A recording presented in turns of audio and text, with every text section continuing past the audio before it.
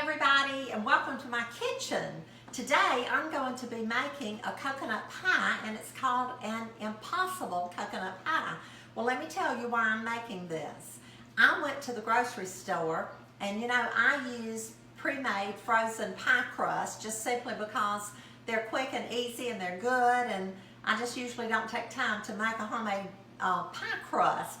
So I went to the grocery store, and guess what? There were no pie crust, and I had been hearing that they were going to be short and that we might not be able to find them, or either if you found one that you would be limited as to how many you could buy. So I didn't get a pie crust, and that is most unusual that I don't have something in my kitchen that I need when I need it. So I thought, well, what am I going to do? So I thought about this recipe that I had, and it's a coconut pie, and it makes its own crust. And so that's probably why it's called Impossible Coconut Pie. So we're going to make it today, and I'm going to show you how I do it, and it's going to be absolutely delicious. I'm starting out this morning making this Impossible Coconut Pie by preheating my oven to 350 degrees. 350 degrees. And then I took a pie plate and I buttered this pie plate, and I'm going to set that aside. Next, I'm going to use 2 eggs. So I'm just going to crack those in this bowl.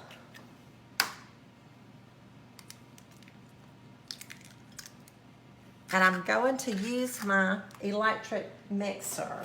So I'm going to go ahead and start beating the eggs. To that, I'm going to add 3/4 of a cup of sugar. Just beating that around, blending it well together.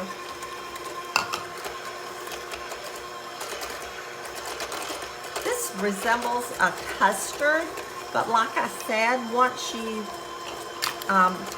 get it done and it cools and you put it in the refrigerator to finish cooling it, then it's going to slice like it was in a crust. Next, I'm going to add 1/4 of a cup of self-rising flour. And I sifted my flour, and then I measured it. So we've added in the flour, and you can tell that this does look like a custard.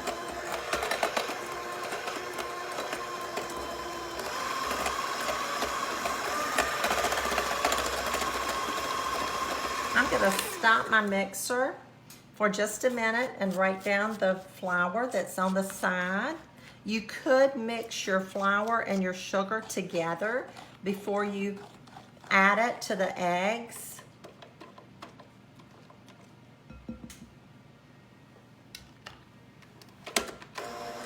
To this mixture, I'm going to add a cup of milk.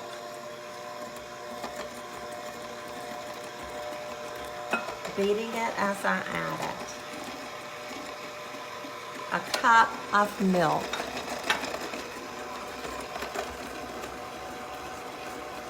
So far we have 2 eggs, we have 3/4 of a cup of sugar, 1/4 of a cup of self-rising flour, and a cup of milk.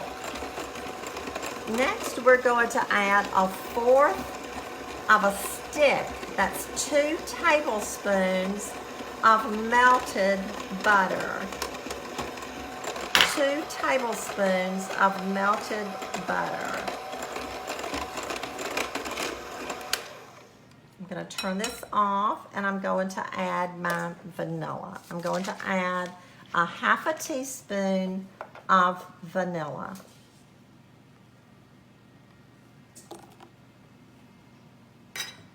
And you know I love vanilla. I could have just as easily added a teaspoon. And then I'm going to add a cup of coconut. I'm going to use a spoon and just stir this around. And you can tell that it's very liquidy. Just stirring it all together, mixing it well. And then I'm going to bring my pie shell over, and I'm going to pour it in the buttered pie shell, or pie plate, excuse me. See, I'm so used to having a pre-made pie crust, and I call it a pie shell, that I don't have one this morning. So there you have it. It's ready to go in the oven on 350, and I'm going to cook it 30 to 40 minutes. I'll check it at 30, and when it gets done, I'll come back and I'll show you this impossible coconut pie. Okay, we're all finished with our impossible coconut pie, and it does look so delicious. You know, I like to come over close so you can see all of my pies and my candies and my cakes and all the food that I cook, and usually I just dump it out right in front of you, or try to. But anyway, here it is. And I hope that you'll try one really, really soon. I hope you'll share this recipe. It's so simple, quick, and easy, and I know it's going to be delicious. Have a blessed day, and I'll see you again really soon.